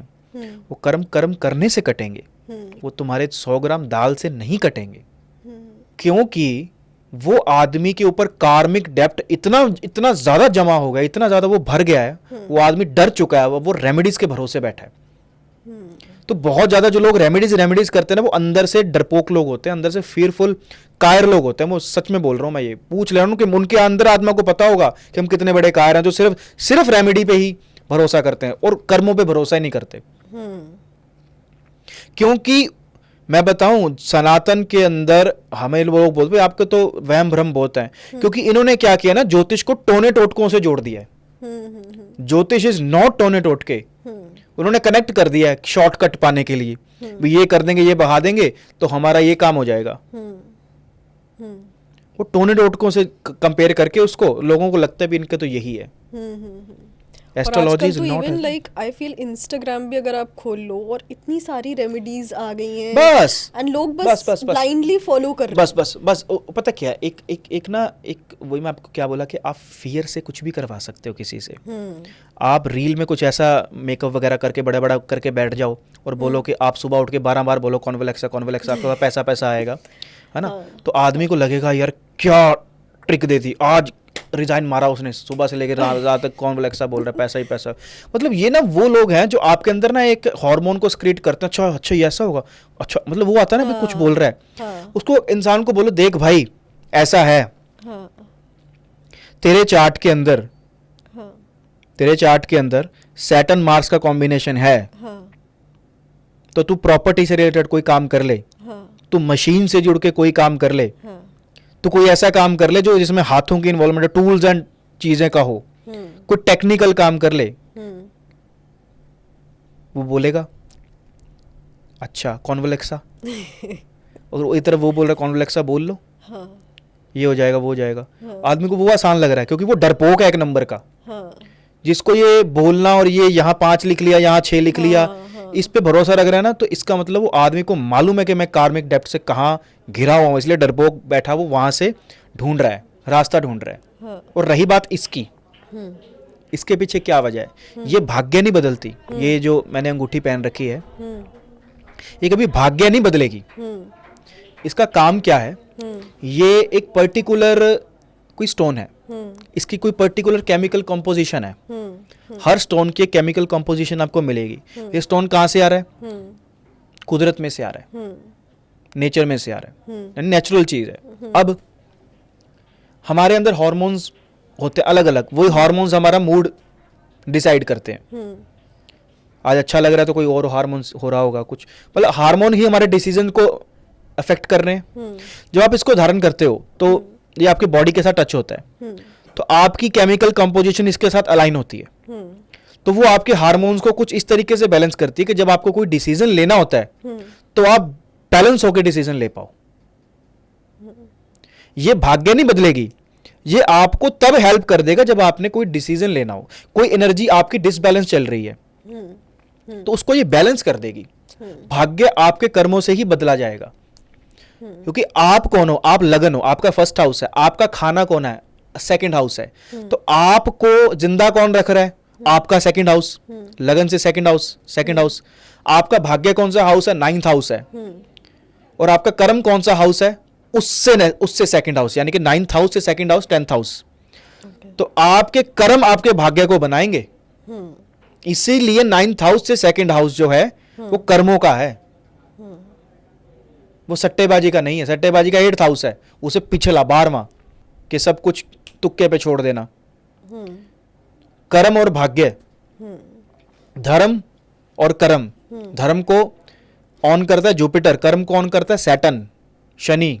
इसीलिए धर्म से नेक्स्ट हाउस, आपके लक से नेक्स्ट हाउस जो है वो कर्मों का है, क्योंकि वो उसकी सस्टेनेंस कर रहा है। जैसे आपकी सस्टेनेंस सेकंड हाउस कर रहा है, आप जब खाओगे तभी आप जिंदा रह पाओगे, वैसे जब आप कर्म करोगे तभी आपका भाग्य बनेगा। आपके कर्मों से आपका भाग्य बनता है। एक पैटर्न फिक्स है, उस पर चलना कैसे है वो आपके कर्म डिसाइड करते हैं, और वही आपके आने वाले भाग्य को लिखते हैं। और 12th हाउस मोक्ष का हाउस होता है। 12th हाउस किसी भी तरीके की मुक्ति है, किसी भी तरीके की मुक्ति। मैं किसी चीज को लेके बहुत रो रहा हूँ, छोड़ नहीं रहा उसको, और वही मुझे पेन दे रही है, कोई रस्सी है मुझे खींच रही है, मैं उसको पकड़ रखा है, और वही मेरे यहाँ पे हाथ को खराब कर रही है। दी मोमेंट मैंने वो हाथ खोल दिया, मेरा हाथ रिलैक्स है, चोट जो थी वो अब और नहीं होगी। वो जो जाने देना है ना, वो लेट गो जो है वो 12th हाउस है। मुक्ति क्या, वो लेट गो हो गई, अब वो टूट गया, वो चीज चली जा चुकी है। तो वो चीजों को छोड़ना 12th हाउस है। तो 12th हाउस में जो प्लेनेट बैठा होता है, तो उस प्लेनेट से रिलेटेड आपको अपना माइंडसेट चीजों को छोड़ना रखना पड़ेगा, देना, उस चीजों को आपको देना पड़ेगा। जितना आप दोगे उतना आपका वो हाउस मजबूत होगा। सो फॉर एन एग्जांपल, अगर फॉर एग्जांपल वीनस है तो आपको लग्जरी इस टाइप की चीजें ज्यादा देनी चाहिए। आपको बहुत से ऐसे लोग मिलेंगे जो पैसा डोनेट करते हैं, तो वीनस इन 12th हाउस उच्च का हो जाता है। वीनस 12th हाउस में, एक तरफ तो हम बोलते हैं कि 12th हाउस में कोई प्लेनेट चला गया वो खराब हो गया, और वीनस 12th हाउस में जाके उच्च का हो जाता है। वो ये बोलता है कि अगर आप पैसा दे रहे हो तो आपका वीनस तब उच्च का होगा। लोगों में बांटो, 12th हाउस दे देने का है। मान लो सेकंड लॉर्ड जो है वो 12th में बैठा है, तो 12th हाउस, सेकंड हाउस खाने का है, तो this man should donate food. Should मतलब उसको डोनेट की बात नहीं है यहाँ पे, संस्कार ना नीचे से शुरू हो जाते हैं बच्चे के। ऐसा कोई कॉम्बिनेशन है, सेकंड लॉर्ड इन 12th हाउस, बच्चे के अंदर संस्कार पता क्या होने चाहिए? बेटा खाने से पहले ना अपने आसपास सबसे पूछो कि आप खाओगे, पहले जब तक किसी और को ना दे दो तब तक मत खाना। ये एक अच्छी गाइडेंस है। और वरना एक ये भी कह सकते हैं कि सेकंड लॉर्ड जब 12th में चला गया, 12th हाउस लॉसेस का भी है, क्योंकि आपकी सारा का सारा पैसा लॉस में चला गया। वो उस आदमी के माइंड में आपने एक बीज बो दिया लॉस का। आप उसको क्या गाइडेंस दे रहे हो? आप उसके अंदर एक बीज बो रहे हो जो आगे चल के क्या कोई ना कोई बनेगा। तो कैसा बीज बो रहे हो, किस भाव से बीज बो रहे हो, वो एक गाइडेंस के ऊपर है, वो जो गाइड के ऊपर है, कैसा उसको गाइडेंस दे रहा है। वो चला गया 12th हाउस में कि you should give first, sharing is caring बोलते हैं ना, वो 12th हाउस की वो रेमेडी है। इस कॉम्बिनेशन में पहले तुम दूसरों को दो फिर खाओ, तो अच्छा है वो बच्चा, अच्छा इसीलिए वही समझना जरूरी है। मतलब सब हाउसेस को तो आई थिंक बहुत इजीली आपको गाइडेंस मिल जाएगी रादर देन डरना। एक और चीज़ है लाइक कुंडली जो मैचिंग होती है कुंडली मैचिंग और मुहूर्त, हाँ है ना, कि मतलब अब हमें तो जितना पता है कि गुण ज़्यादा मिल गए तो अच्छी कुंडली मैच हो गई, ऐसा ही देखा जाता है, तो like how accurate is this, और सिर्फ नंबर्स पे कैसे आप कह सकते हो कि कुंडली हाँ। मैच हो गई? भाई अगर 36 में से इतने गुण आ गए तो मतलब ये इन्होंने लोगों ने क्या कर रखा है, कोई रिश्ता देखना होता है, मतलब illusion of knowledge is more dangerous बोल देते हैं, हाफ नॉलेज तो है ही, illusion of knowledge is more dangerous. तो वो 36 में से 32 गुण मिल गए या 30 गुण मिल गए तो तुमने राम उसको- सीता की जोड़ी हाँ बनी। तो हाँ, ना ना ना ना 36 के 36 गुण मिले थे राम सीता जी के। अच्छा। और कैसी मैरिड लाइफ रही थी आप जानते हो फिर। हाँ मैरिटल लाइफ कोई बहुत सुख वाली तो नहीं रही। हाँ हाँ हाँ। हाँ आज भी हमारे लिए इंस्पिरेशन है, वो अलग बात है, हम्म भगवान है वो तो। हम्म लेकिन मैरिटल लाइफ की बात करें तो इतनी कंफर्टेबल नहीं रही जैसा कि आजकल हमें चाहिए होता है। हाँ अगर आपका मेंटली आप उतने स्ट्रांग हो कि आप वनवास में रह के भी खुश रह सकते हो, फिर कोई दिक्कत नहीं है, फिर तो आप भी उनके समान हो। पर लोगों को लगता है कि जैसे एक टेस्ट में अच्छे नंबर आ गए ना, 70% मार्क्स आ गए, इसका मतलब जोड़ी चल जाएगी। नहीं। एक आदमी बोलता है कि भी हमारे, चलो बधाई हो आपको, आप लड़का लड़की के 36 के 36 गुण मिले हैं। तो लड़के का बाप बोलता है ना भाई हमने तो नहीं शादी करनी। कहता है क्यों? कहता हमारा छोरा तो पहले ही बेवकूफ़ है, इसके जैसे एक और आ जाएगी, है ना। तो वो भी एक वो चीज़ हो गई। पर बात ये है, चलो ये तो मजाक की बात थी, लेकिन ना रिलेशनशिप में कितने गुण मिल रहे हैं इससे ज़्यादा ये इंपॉर्टेंट है कि रिलेशनशिप आप कैसे आगे चला रहे हो। वो आपकी कुंडली आपको बता देगी कि how should you manage your relationship, मतलब आपको अपनी वाइफ के साथ कैसा डील करना है। हाँ आपको वाइफ कैसी चाहिए, सबसे पहले कैसी चाहिए। फॉर एग्जाम्पल किसी का कॉम्बिनेशन है वीनस केतु का, वीनस केतु का कॉम्बिनेशन है, अगर वो इंसान, बहुत बड़ी आपको चीज बता रहा हूं ये मैं एस्ट्रोलॉजी से, किसी इंसान का कॉम्बिनेशन वीनस केतु का है और अगर वो इंसान एक स्पिरिचुअल लड़की से शादी कर लेता है, उसकी सारी जिंदगी के लिए शुक्र की रेमेडी हो गई, सारी जिंदगी के लिए। उस इंसान के पास कभी पैसे की कमी नहीं आएगी। एक बेफिक्र लड़की से शादी कर लेता है, इसको ये नहीं पता कि मैंने क्या पहन रखा है, किसके सामने कैसा पहनना चाहिए, क्या कहना चाहिए, उसकी सारी ज़िंदगी के लिए शुक्र की रेमेडी हो गई। अब उसको ज़िंदगी में ज़रूरत नहीं है शुक्र की रेमेडी करने के लिए, वरना शुक्र केतु के केस में डाइवोर्स भी हो जाता है। लेकिन कब होता है? अगर वो एक डिमांडिंग और मटेरियलिस्टिक नेचर वाली लड़की से शादी कर ले, जो ये कहे कि मुझे तो बहुत बड़ा करना है लाइफ में, मुझे जॉब भी करूँगी, मैं पैसा भी कमाऊँगी, मैं बड़ा बनूँगी, और एक नेगेटिव वे में, तो उसका अलग हो जाएंगे वो दोनों। क्योंकि डिमांड कैसी थी? वीनस केतु की, स्पिरिचुअल नेचर की, चीज़ों को छोड़ने वाली। अरे हो गया तो भी ठीक है, नहीं हुआ फिर भी ठीक है, फिर भी बैठे ही हैं, खानी दाल रोटी है, ऐसी माइंडसेट वाली के साथ कर ली। डिमांड थी, डिमांड पूरी हो गई, शादी अच्छी चली गई। 36 में थे 5 गुण ही क्यों ना मिलते हो। आज ये डाइवोर्सेस कब बढ़े? 90s के बाद सबसे ज़्यादा बढ़े हैं। गुण तो अब भी मिला ही रहे हैं लोग, पहले टाइम पे कम मिलाते थे। हमारे पेरेंट्स की जो जनरेशन ये लास्ट जनरेशन रही है, इसमें रिलेशनशिप इनके कैसे ना कैसे करके काट लिया, क्योंकि धीरे धीरे उनको समझ आ गया इसके साथ कैसे रहना है। वो उन्होंने हार्डली बैलेंस किया। लेकिन हम एस्ट्रोलॉजी से ये पता कर सकते हैं हमारे लिए पहले तो पार्टनर कौन सा अच्छा है। किसी का शुक्र चंद्रमा का कॉम्बिनेशन है, क्या बोलते हैं ये अच्छा कॉम्बिनेशन नहीं है, ये अच्छा कॉम्बिनेशन नहीं है, क्या करें? उसको ये बोला जाएगा कि ये जो तेरी वेल्थ है वो सारी की सारी चोरी हो जाएगी, तेरी वाइफ जो है तेरे को छोड़ के भाग जाएगी, ये इंसान जो है करेक्टर का अच्छा नहीं है। लेकिन अगर उसकी वाइफ वो कैसी चूज़ करता है, वो वाइफ ऐसी चूज़ करता है जिसको, जो दूसरों के रिलेशन इमोशन से बहुत ज़्यादा कनेक्ट करे अपने आप को, मतलब जो दूसरों की इमोशंस की बहुत कदर करती हो, एम्पैथेटिक हो, बहुत अच्छा। वीनस मून वाला आदमी अगर एक एम्पैथेटिक वाइफ अपनी चूज करता है, वैसी फीमेल चूज करता है, या दूसरों के इमोशन को लेके सेंसिटिव हो, क्योंकि चंद्रमा इमोशंस हैं आपके, सेंसिटिविटी है कुछ, मतलब वो दूसरों का पीड़ा बर्दाश्त करने वाली हो, इसका वीनस मून बहुत अच्छा काम करेगा। इस ना इसकी वाइफ जाएगी कहीं पे, बढ़िया रहेगी।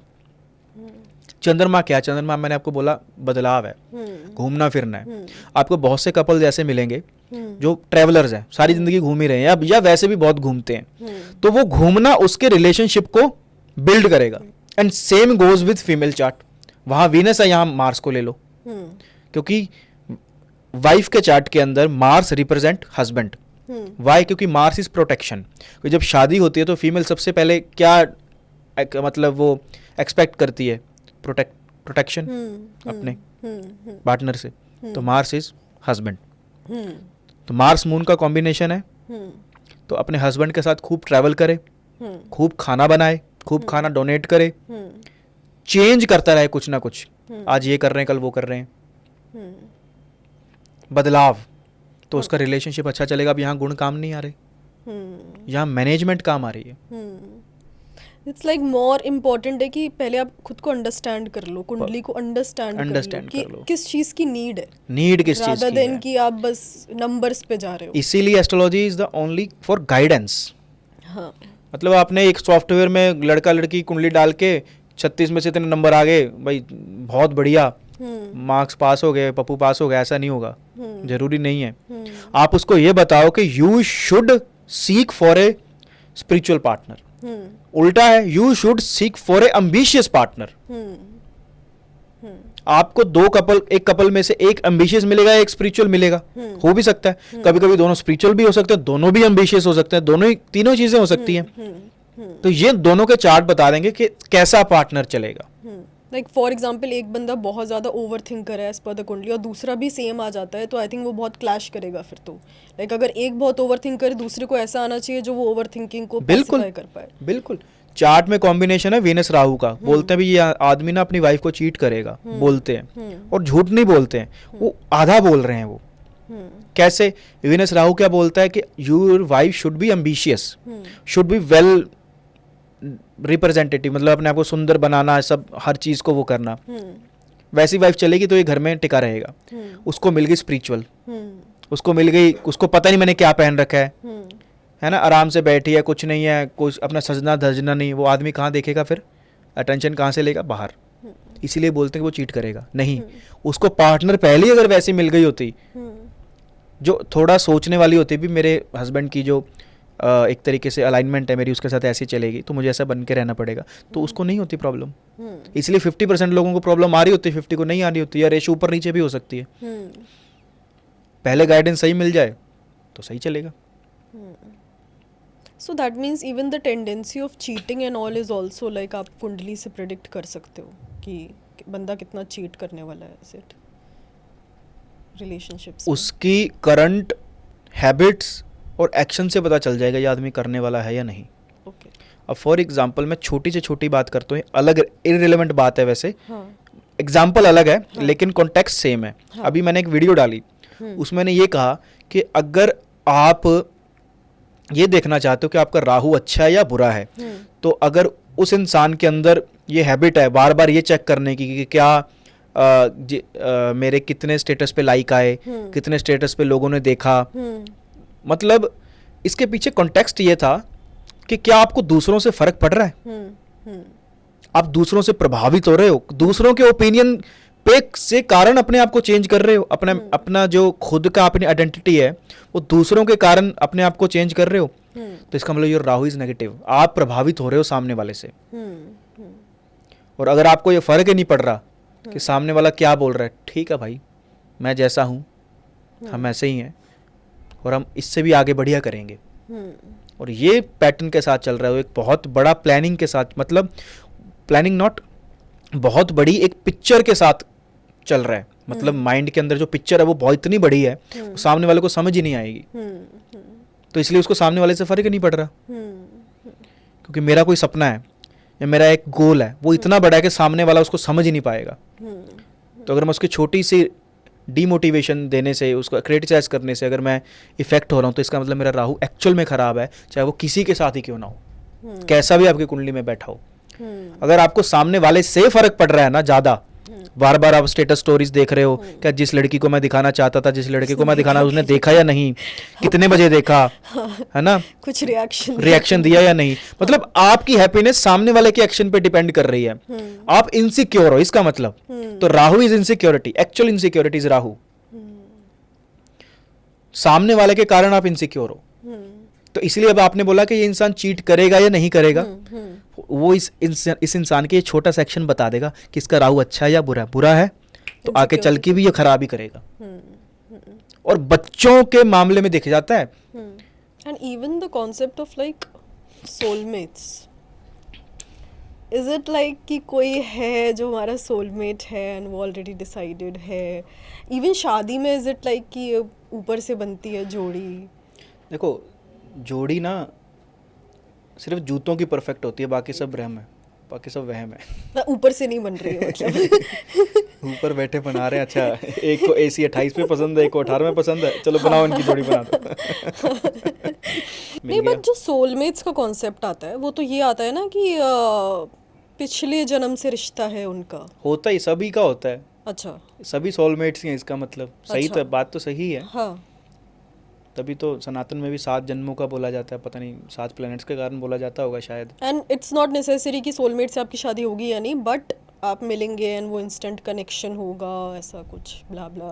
देखिए, सिंपल सा वैसे एक लॉजिकल ब्रेन तो ये बोलता है, क्योंकि ना मैंने सोल देखी है ना किसी ने देखी है, लेकिन हाँ। एक दिमाग लगाते हैं कि ये सारी सोल जो हम परमात्मा से निकली हैं, हाँ। जोत, तो हाँ। मतलब सभी एक दूसरे के कनेक्टेड ही हुआ, एक ही हुई सोल। तो हाँ। वो तो सिर्फ मन को एक करने के लिए या एक मार्केट में नया वर्ड डालने के लिए, सोलमेट, मैनिफेस्टेशन, मार्केट चलाने के लिए तो बोलना ही पड़ता है ना। मार्केट में बने रहने के लिए नए नए वर्ड्स बनाने पड़ते हैं। लेकिन सबसे ज़्यादा जो चीज़ रिकॉर्ड होती है वो सोल का तो पता नहीं, लेकिन नियत रिकॉर्ड होती है, इंटेंट रिकॉर्ड होता है। भगवान नियत दे के फल देता है, इसलिए बोलते हैं नियतों को मुरादें हैं।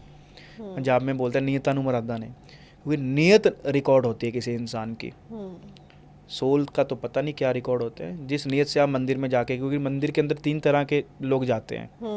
एक जो डरे हुए होते हैं कि भगवान बचा ले, एक जो लालच में होते हैं, भगवान ये दिला दे वो दिला दे, अच्छी शादी करवा दे, बच्चे की शादी नहीं हो रही शादी करवा दे,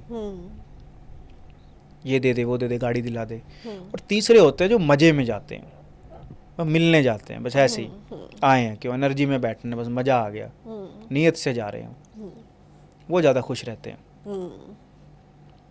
वो ज़्यादा वो एक्सपेक्टेशंस लेके नहीं जा रहे हैं।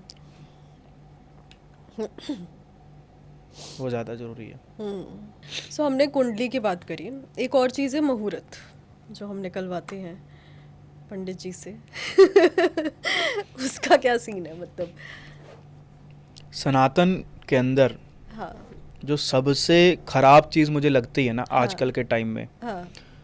वो होता है शादी का जो मुहूर्त निकलता है, निकालते हैं, निकलता नहीं है, निकलने को कौन सा ज़मीन में से निकल रहा है, वो खुद निकालते हैं, वो निकालते हैं अंधेरे का, रात का। फेरे रात के हो रहे हैं। रात में शादी करना मतलब रात में फेरे करना, शादी वो पार्टी की वगैरह बात नहीं कर रहा, वो तो होते ही रात को, ऐसी चीज़ें तो असुर चीज़ें तो असुर वाली चीज़ें होती है, रात को ही होती हैं। पर रात के अंधेरे में फेरे करना गुलामी की निशानी है।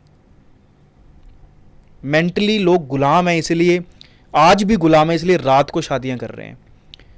आज से 1000 साल पहले सनातन में कभी भी रात को शादी नहीं होती थी, जो स्वयंवर होते थे, कुछ भी नहीं होता था। मैं आपको एग्जांपल देता हूँ। अभी पुराने टाइम में जब यहाँ मुगलों का शासन था, जब वो कंट्रोल करते थे इस कंट्री को, तो जब किसी लड़की की शादी होती थी तो उसको वो उठा के ले जाते थे दिन में।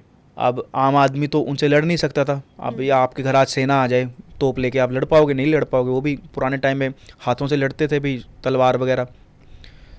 तो रंग में भंग ना पड़े इसीलिए वो रात के अंधेरे में शादी करके उसको विदा कर देते थे, क्योंकि रात को लड़ाई नहीं हो सकती, अंधेरा था।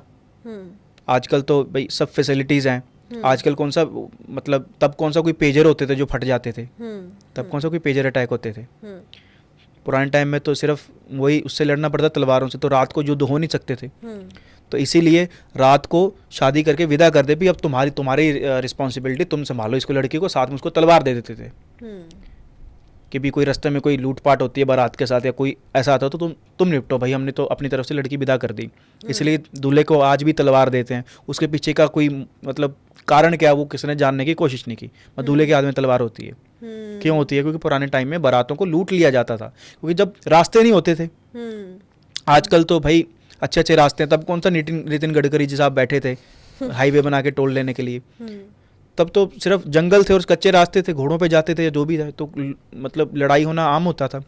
धीरे धीरे चलते थे, तो रात को ऐसे विदा कर देते थे। तो ये गुलामी की निशानी है, सबसे बड़ी गुलामी की निशानी ये है। और सनातन के अकॉर्डिंग देखें, शास्त्रों के अकॉर्डिंग, तो कोई भी हवन सूर्यास्त के बाद कभी नहीं होता है। देवताओं का आवाहन सूर्य की मौजूदगी में होता है। रात को सिर्फ असुरों के काम होते हैं, शराब पीनी, मांस खाना, ये सब असुरों के काम रात को होते हैं। दिन में होता है। आपने कभी रात को कोई मंदिर खोला देखा है? कपाट बंद हो जाते हैं 9-10 बजे। कहीं वृंदावन चले जाओ, कहीं पे भी चले जाओ, दोपहर में भी कुछ टाइम बंद रहते हैं। आप रात को 2 बजे भगवान को याद कर रहे हो, एक तरफ आप उनको शयन कक्ष में सुलाते हो एक लिविंग एंटिटी की तरह। देवताओं का आह्वान होता ही दिन की रोशनी में है। साउथ इंडिया में आज भी शादियां दिन में होती हैं, क्योंकि तब वहां मुगल इतना नहीं कर पाए कंपैरेटिवली, इतना नहीं कर पाए कंपैरेटिवली। था इतना इन्फ्लुएंस नहीं था जितना नॉर्थ में था। वो मूवी आई थी ना 2 स्टेट्स, उसमें दिन का शादी दिखाई है, सुबह की 7-8 बजे की। उसकी मदर बोलती है, अरे सुबह 7 बजे कौन फेरे करता है? उसको क्या पता होते ही सुबह 7-8 बजे हैं। और फिर भी अगर कोई मुहूर्त समझ में ना आए तो दिन में कभी भी रख लो, 12 बजे रख लो, जब सूरज बिल्कुल टॉप पे हो। क्योंकि माइंड के अंदर ना गुलामी बैठी हुई है सनातनियों के। क्योंकि सनातनियों के लिए हिंदू धर्म को फॉलो करना सिर्फ व्हाट्सएप डीपी लगाना और स्टेटस पे झंडा पकड़ना ही रह गया। वो एक्चुअल में फॉलो नहीं करते। ये जो गले में भगवा पहन के किसी पार्टी की जिंदाबाद मुर्दाबाद करते हैं ना, इनसे आराम से 2 मिनट बैठ के पूछो सनातन के बारे में, वेदों के बारे में, उपनिषद के बारे में। गारंटी अगर ये 2 बातें भी बता पाए। इनके लिए सिर्फ हिंदू हृदय सम्राट क्या होता है कि भी स्टेटस लगा लिया, है ना, दूसरों को गालियां दे दी। खुद की रूट्स पे काम नहीं करेंगे ये। खुद की के लिए, मतलब खुद के धर्म के लिए, सनातन के लिए, उसको चेंज करने के लिए लड़ेंगे नहीं अपनों से। ये कि भी ये एक गुलामी का प्रतीक चलता आ रहा, रात को शादी करना, इसको खत्म किया जाए, दोबारा से वो शुरू हो। पर हमारी जो संस्कृति थी उस पर नहीं लड़ेंगे ये। उनके लिए सिर्फ ये लगाना ही है। वरना आज आप देखो जितनी भी शादियां होती हैं सेलिब्रिटीज की, वो दिन में रखते हैं। भगवान राम और सीता के विवाह दिन में हुआ। अभी मुकेश अंबानी के बेटे की शादी हुई, अनंत अंबानी की, दिन में हुई। सिखों के आज भी मैरिज दिन में होती है सिखिज्म में, क्योंकि वो डरे नहीं। कहते हम योद्धा हैं, आओ हमारे पास लड़ने, फिर हम बताएंगे। भाई दे आर इनबिल्ट वॉरियर्स। उन्होंने शादी अपने दिन में की, उस संस्कृति को उन्होंने जिंदा रखा। और आज हम बोलते हैं भाई हमारे दिन में नहीं होती जी हमारे। अच्छा क्यों? कि हम तो जी गुलाम है। कहने के मतलब तो ये है। और ये नहीं कहते हमारी तो परंपरा चलती आ रही है। मतलब वो बोलते हैं ना, एक पीढ़ी का वहम दूसरी पीढ़ी की परंपरा बन जाता है। तो ये वो क्वेश्चन नहीं कर रहे, उस चीज को बदल नहीं रहे, जो एक्चुअल में बदलने वाली चीजें हैं। क्योंकि दिखावे के कारण सारी दिक्कतों की जड़ सिर्फ दिखावा है और कुछ नहीं है। हर दिक्कत की जड़ दिखावा है। इससे ये प्रूव होता है कि वही कि मतलब ब्लाइंडली कोई भी रिचुअल भी है, कुछ भी है, उसके पीछे का रीज़न नहीं समझना, उसके पीछे का लॉजिक नहीं समझना, सिर्फ इसलिए फॉलो कर लेना कि हमारी दादी ने फॉलो किया था तो हम भी कर लेते हैं। देश काल परिस्थिति बोलते हैं। हाँ। उस टाइम पे वो फॉलो किया था, हो सकता है उस टाइम पे किसी चीज की नीड हो। हाँ। अब उस चीज की नीड नहीं रही, तो आप उसको सिर्फ ब्लाइंडली फॉलो मत करो। उस चीज को, अगर वो किसी गलत चीज का मेटाफर है, गुलामी का प्रतीक बन चुकी है कोई चीज, उसको तो छोड़ ही दो। और अगर सिर्फ दादी ने वैसे करती तो उनको याद करने के लिए वैसे कर लिया, ठीक है, अभी उनको रिस्पेक्ट करते हैं हम, उसके लिए हमने अपनी रूट को शुरू रखे।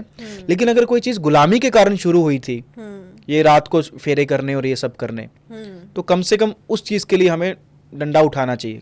क्योंकि इसीलिए सामने वाला कोई मजहब वाला, धर्म वाला हमारे लिए, सनातनियों के लिए बोलते भी तुम्हारे तो ये है, हमारी इंसल्ट करते हैं, क्योंकि हम खुद ही खुद की इंसल्ट कर रहे हैं, अगला तो करेगा।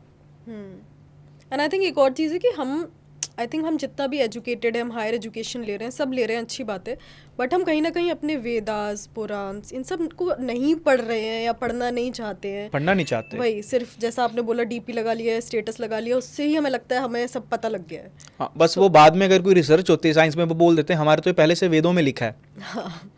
लिखा भी है, ऐसी बात नहीं है, लिखा भी है, लेकिन तब तुम खुद को, तुम्हें पता था नहीं, तुम्हें तो व्हाट्सएप की स्टोरी से पता चला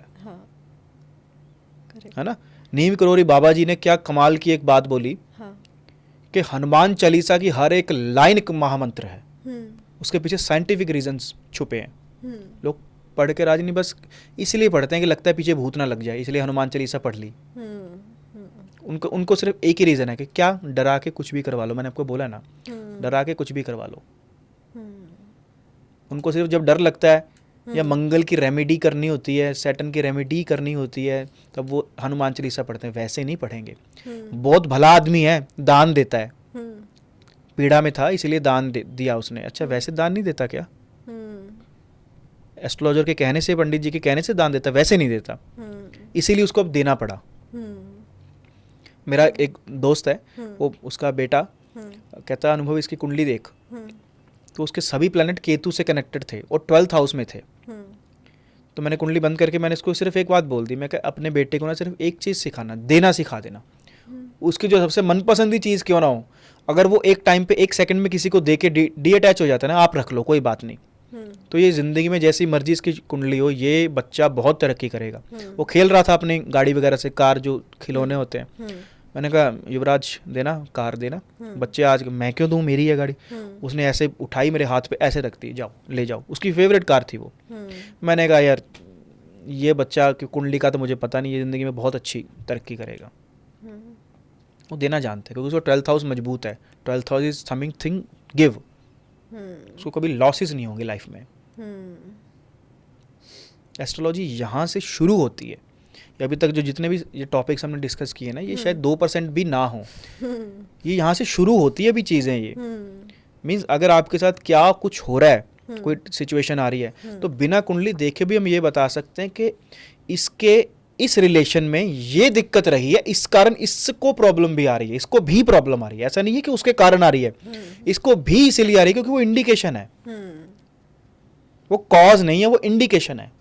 एक और बहुत बज़वर्ड है स्पेशली सोशल मीडिया पे, विच इज़ मैनिफेस्टेशन। हाँ, मैनिफेस्टेशन मतलब अच्छा एक अच्छा वो मार्केट है वो। एक दीदी आ जाएगी कोई बढ़िया सी, मतलब आधा पौना किलो मेकअप करके और लंबा लंबा ऐसे बाल करके, लंबे लंबे नाखून करके बताएगी आपका ये, आप ये कर लो, क्या कर लो, मुझे ये चाहिए, मैनिफेस्ट कर लो। मतलब आप अपने फेट से, आप अपने कर्मों से परे मैनिफेस्ट कर लो। मतलब जैसे ना वो मूवी की, मतलब सबसे ज़्यादा दिमाग ये बॉलीवुड ने ख़राब किया हुआ है इन चीज़ों का, है ना, कि मैं बैठा हूँ ऊपर से एकदम से गिर जाएगा, मैंने मैनिफेस्ट कर लिया। ठीक है, आपका माइंडसेट बताता है कि what will you attract. Law of attraction भी जिसे हम, आप कितने डिजर्विंग हो ना, भगवान ना डिजर्विंग के अकॉर्डिंग देता है, मैनिफेस्टेशन के अकॉर्डिंग कुछ नहीं देता भगवान किसी को। भगवान मतलब कुदरत, ईश्वर कह लो, प्रकृति कह लो, जिस लैंग्वेज में आप समझना चाहते हो। कुदरत आपको आपकी योग्यता के अकॉर्डिंग देती है, आपके मैनिफेस्टेशन के अकॉर्डिंग नहीं देती। वो कॉन्वलेक्सा जैसे बकवास के अकॉर्डिंग नहीं देती है वो। आप कितने योग्य हो उस अकॉर्डिंग आपको वो चीज़ मिलेगी। आप रिलेशनशिप मेंटेन करने में कितने योग्य हो, आपके साथ लोग वैसे जुड़ेंगे। आप अपना ज्ञान लोगों की तरफ पहुंचाने में कितने योग्य हो, उतने लोग आपको सुनेंगे और उनकी लाइफ में कुछ अच्छा होगा। आप कितना बड़ा सोच सकते हो, वो आपकी योग्यता बताएगी कि आप कितना पैसा कमा सकते हो। तो योग्यता से मिलता है मैनिफेस्टेशन, वो उससे नहीं मिलता है। ये सिर्फ लाइक्स, व्यूज़, कमेंट बढ़ाने के लिए कुछ ना कुछ करते रहना चाहिए। मैंने बोला ना, एक डोपामिन हिट चाहिए होता है किसी चीज़ को, वो हार्मोन्स को आपको वो चेंज करते हैं। अभी एकदम से पता नहीं कोई नई चीज़ बोल रहा है ये। बट आई थिंक मैनिफेस्टेशन की एक चीज़ जो मुझे अच्छी लगती है वो है कि it focuses a lot on positive thinking, क्योंकि आपको मैनिफेस्ट करना है तो आपको हमेशा पॉजिटिव सोचना है। अच्छा, पॉजिटिव कैसे सोचते हैं? मतलब एज इन जो भी आपके डिज़ायर्स हैं, आपको उनके बारे में बहुत पॉजिटिवली सोचना है। अच्छा, कैसे जो अब जो मैनिफेस्टेशन में जैसा बोलते हैं कि यू हैव टू थिंक कि आपके पास ऑलरेडी वो चीज़ है। आप नेगेटिव सोच सकते हो, इसीलिए आप जिंदा हो। ओके। क्योंकि आप नेगेटिव भी सोच सकते हो, नेगेटिव सोचना भी इम्पॉर्टेंट है, तभी आप जिंदा रहोगे। किसी इंसान ने नेगेटिव सोचा होगा कि मैं डूब भी सकता हूँ, इसलिए उसने लाइफ जैकेट बना दी। वरना आप रिवर राफ्टिंग करने गए हो ऋषिकेश में, पॉजिटिव सोच रहा हूँ, कोई बात नहीं, गिर गया तो बच जाऊंगा, मैं तो पॉजिटिव सोचता हूँ, मार छलांग। 120 140 पे गाड़ी भगा रहा हूँ, अरे ठोक देगा, अरे क्यों नेगेटिव बोल रहा है, पॉजिटिव सोच। नेगेटिविटी जिंदा रखती है आपको, डर ही जिंदा रखता है बच्चों को। अगर किसी बच्चे के अंदर डर नहीं है ना, तो आपको डरना चाहिए कि इसमें के अंदर डर क्यों नहीं है। आपने उसको तीसरी मंजिल पे खड़ा कर दो, क्यों डर नहीं, वो छलांग मार देगा। आपके अंदर डर है, आपके अंदर नेगेटिविटी है कि मैं गिरूंगा तो चोट लगेगी, फियर है, तभी आप जिंदा हो। तो पहली बात, कुछ पॉजिटिव नेगेटिव कुछ नहीं होता है, ये हमने क्रिएट किया यहाँ से, यहाँ से क्रिएट की गई थिंग है पॉजिटिव और नेगेटिव होना। नीड पे, इंटेंट पे डिपेंड करता है क्या कब चाहिए। आप सोच रहे हो किसी चीज़ के बारे में, पॉजिटिव ही सोच रहा हूँ, पॉजिटिव ही सोच रहा हूँ, तो पॉजिटिव को रिपेल करता है। फिर मैग्नेट की प्रॉपर्टी देखो तो नेचर की, पॉजिटिव तो नेगेटिव को अट्रैक्ट करता है। नेगेटिव होना चाहिए। मान लो आप आईएएस की तैयारी कर रहे हो, अब खाला जी का वाड़ा तो है नहीं कि भाई 6 महीने में आप आईएएस बन गए, बनते भी हैं, लेकिन हर बहुत रेयर चांसेस होते हैं भी, बहुत कुछ लक भी है और इंटेलिजेंस भी है। आपने 5 साल गवा दिए प्रेपरेशन के अंदर पॉजिटिव सोच के कि आईएएस बन जाऊंगा, 0.01% सिलेक्ट होते हैं। क्या आपके पास प्लान बी था? नहीं, मैं तो पॉजिटिव सोचा था, यही मेरा प्लान ए था, नहीं बने। अब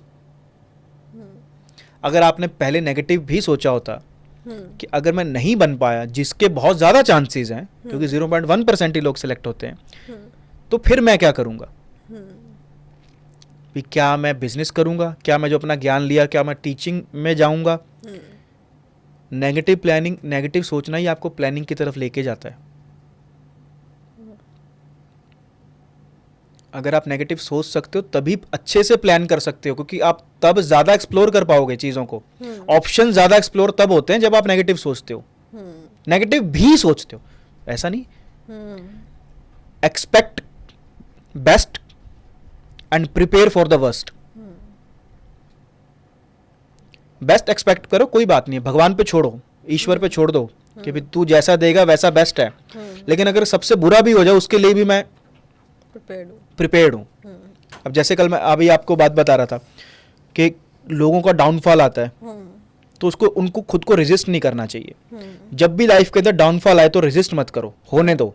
कैसे? जब वो पुल पे से एक कार उतर रही थी, तो अगर हम ब्रेक लगाते हैं बहुत जोर जोर से, मतलब लगाएंगे कि मारेंगे थोड़ा ना, आगे बात वो नहीं करना, मेटाफर को समझिए कि मैं अपने आप को रोक रहा हूँ, तो मैं धीरे धीरे उतर रहा हूँ, फिर मैं प्लेन जाऊंगा, फिर लाइफ फिर ऊपर लेके जाएगी। तो जब ऊपर लेके जाएगी तो मुझे डबल मेहनत करनी पड़ेगी जाने के लिए। लेकिन अगर जब मेरा डाउनफॉल हो रहा था मैंने छोड़ दिया, तो उसी मोमेंटम की हेल्प से, उसी मोमेंटम की एनर्जी से मैं दोबारा से चढ़ सकता था, इसमें कम एफर्ट लगते। अगर मैंने तब सरेंडर कर दिया होता तो, क्योंकि मैंने रेजिस्ट किया, मैंने ब्रेक्स लगाए, खुद को अपनी स्पीड तो मेंटेन कर ली, लेकिन दोबारा से मुझे चढ़ने के लिए डबल फ्यूल की जरूरत है। लेकिन अगर मैं पहले से ही मोमेंटम के साथ चलता, just go with the flow वाला एटीट्यूड होता, तो मैं उसी मोमेंटम से, जिस मोमेंटम से मैं नीचे आया हूँ, उसी एनर्जी को यूज करके मैं थोड़ी सी एनर्जी और पुट ऑन करके जल्दी चढ़ जाता। तो मैनिफेस्टेशन आपकी लिमिट से परे तो हो ही नहीं सकती ना। भी मैं मैनिफेस्ट करूं भी एकदम से मुझे यूएस का प्रेसिडेंट बन जाऊं मैं कल तक, नहीं ना। या मतलब कुछ ऐसा वो कर लूं। देखो, मैनिफेस्टेशन इज व्हाट यू, आपके लिए जो बेस्ट से बेस्ट होगा ना किस्मत में, वो आप तक पहुंच जाए। उसमें न्यूमरोलॉजी बहुत अच्छा रोल प्ले करती है, उसमें वास्तु बहुत अच्छा रोल प्ले करता है। वो हेल्प कर देगा, आपको रास्ता दिखा देगा कि भी ये है, चलना हमें खुद को ही। वैसे वो गूगल मैप वाला हिसाब, ठीक है।